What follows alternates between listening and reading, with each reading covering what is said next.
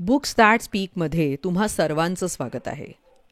बालभारती मराठी इयत्ता तिसरी 1981ची एडिशन. यामधील एक धडा सावित्रीबाई फुले. 10 मार्च हा सावित्रीबाई फुले यांचा पुण्यतिथी दिन. त्यानिमित्तानेच ही एक गोष्ट आणि एक कविता बुक्स दॅट स्पीक इथे सादर करत आहे. धड्याचं नाव आहे सावित्रीबाई फुले. वाचन आसावरी दोशी. 125 वर्षांपूर्वीची गोष्ट. ज्योतिराव फुले पुण्यात राहत. ते गोरगरीब लोकांची सेवा करत. सर्वांनी लिहायला वाचायला शिकावे असे त्यांना वाटे. शिक्षण घेतले की ज्ञान मिळते, ज्ञान मिळाले की गरिबी दूर होते, माणूस विद्येने मोठा होतो, म्हणून आपण शिकले पाहिजे असे ते सांगत. ज्योतिरावांच्या पत्नी म्हणजे सावित्रीबाई. त्याही शिकल्या नव्हत्या. ज्योतिराव सावित्रीबाईंना म्हणत, एक पुरुष शिकला तर तो एकटा शहाणा होतो, पण एक बाई शिकली तर सगळं कुटुंब शहाणं होतं. सावित्रीबाई नायगाव येथे जन्मल्या. सातारा जिल्ह्यातील खंडाळा तालुक्यात हे गाव आहे. वयाच्या 9व्या वर्षी ज्योतिरावांशी त्यांचं लग्न झालं. त्यांना लिहिता वाचता येत नव्हतं. ज्योतिरावांनी त्यांना लिहायला वाचायला शिकवलं. त्यांना वाचायची गोडी लागली. त्या खूप खूप वाचू लागल्या. त्या कविताही करत. एक दिवस काय झालं, ज्योतिराव विचारात दंग झालेले दिसले. सावित्रीबाईंनी विचारलं, अहो कसली काळजी करता एवढी? ज्योतिराव म्हणाले, हे बघ, आपण बुधवार पेठेत शाळा सुरू केली आहे ना. हो, कशी काय चालली आहे ती शाळा?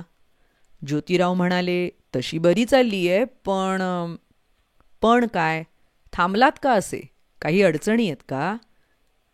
विचारमग्न झालेले ज्योतिराव म्हणाले, अडचणी तर खूप आहेत.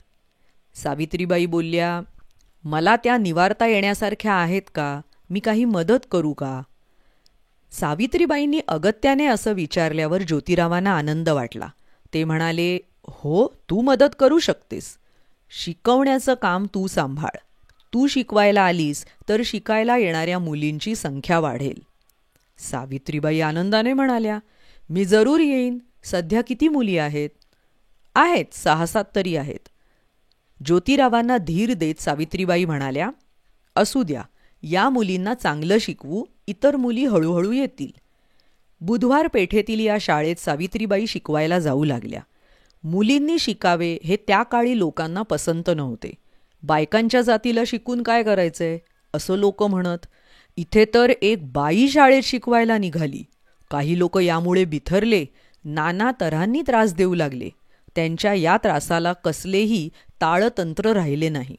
सावित्रीबाई शाळेत निघाल्या की रस्त्यावरचे लोक फिदी हसत, बोट करून दाखवत, काही वेळेला अचकट विचकटही बोलत आणि कधीकधी दगडगोटे मारत, शेणगोळेही टाकत. पण सावित्रीबाई मोठ्या धीराच्या. त्यांनी हे सर्व शांतपणे सहन केलं. इतकंच नव्हे तर अशा लोकांना त्या म्हणत, माझ्या भावांनो, तुमच्या व माझ्या धाकट्या बहिणींना मी शिकवते.